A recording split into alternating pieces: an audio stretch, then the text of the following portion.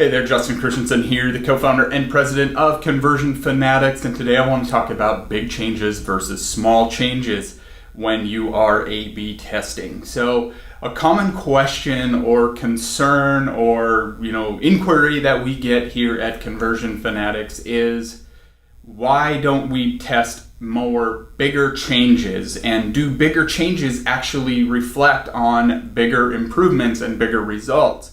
Well, the answer is sometimes, but what we find is so many companies out there think that they just need these massive improvements, or what's going to make the biggest difference for them is they're going to need to fully redesign their site in hopes that their conversions are going to dramatically go up, and their improvements are magically going to be fixed, and all of their problems are going to be resolved. Well, what we find is that generally the smaller changes can often have a bigger impact than even the smallest changes. I can't count how many times we've tested just some small tiny little element, like adding something to a menu, changing an image, rewriting a headline, changing a button label or something like that, that has had a much bigger impact than, say, a full page redesign or testing multiple different elements. And what you want to do while you're A/B testing and deploying these conversion rate optimization practices is you need to test incrementally to see what holds the most weight in the eyes of the visitor. So does that image make a difference? Does that guarantee matter? Does the free shipping matter? What really drives the visitors' behaviors and engagement on your site? And then you can use that to inform and leverage your way to bigger overall changes. But if you've exhausted all of your incremental changes and you want to then maybe go for a bigger swing, it's okay to maybe fully redesign something using some of the learnings that you've taken from your incremental changes, and then go back and then incrementally change if you have a big winner. So in some cases, we might redesign an entire product detail page after we've tested a handful of things on that page, and then test that a straight up A/B, split kind of URL type test.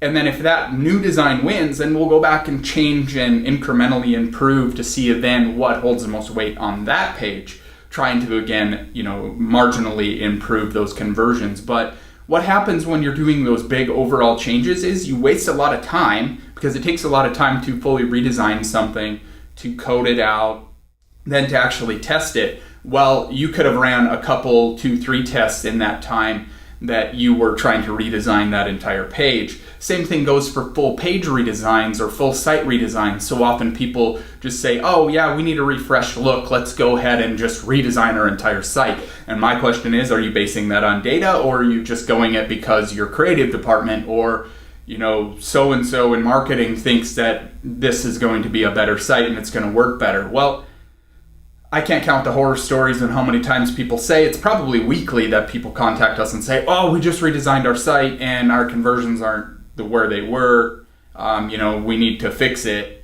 Well, they redesigned their site not based on data, they just redesigned their site because they thought something was going to convert better. So you can't assume anything in marketing, and never count out those small incremental tests. We've seen 100+% improvements, testing headlines and smaller elements versus those bigger changes, and oftentimes those big swing changes don't yield the big massive improvements that you're looking for. So don't ever count out the small incremental elements.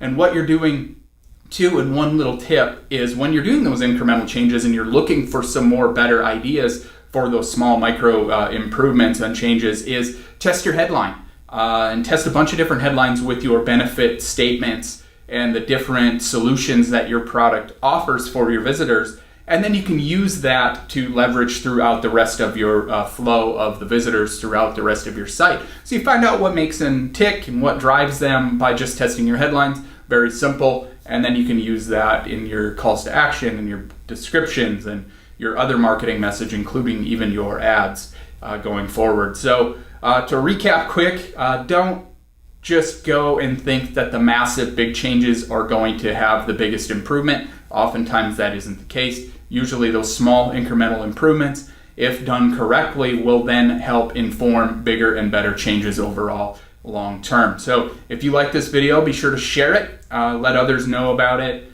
Greatly appreciate that. And like, comment, let us know what you think, and we'll talk to you again on another video. Thanks.